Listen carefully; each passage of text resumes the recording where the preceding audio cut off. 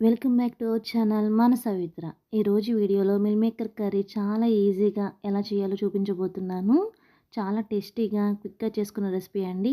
ఈ meal maker curry రైస్తో కానీ చపాతీతో కానీ తిన్నా చాలా టేస్టీగా ఉంటుందండి. నాన్ వెజ్ తినని వాళ్ళకి ది బెస్ట్ రెసిపీ అండి.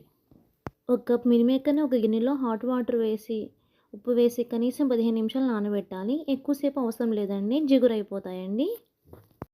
ప్యాన్లో 1 టేబుల్ స్పూన్ ఆయిల్ వేసి హీట్ చేసుకొని అందులో మిల్ మేకర్స్ని 1 నిమిషం మాత్రమే ఫ్రై చేసి తీసుకోండి చాలు.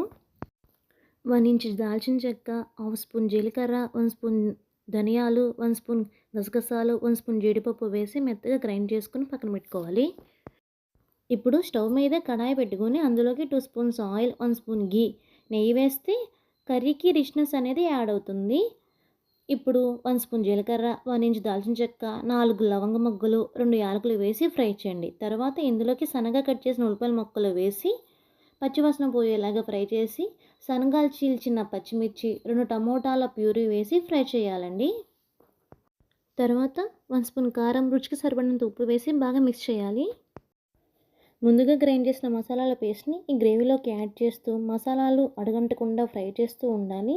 గ్రేవీ అనేది అడుగంటితే కర్రీ అనేది చేదొస్తుంది. తర్వాత 1 కప్పు పెరుగుని తరగలు లేకుండా మిక్సీ పట్టి గ్రేవీలోకి యాడ్ చేసి ఆయిల్ పైకి తేలేంత వరకు ఫ్రై చేస్తూ ఉండాలండి.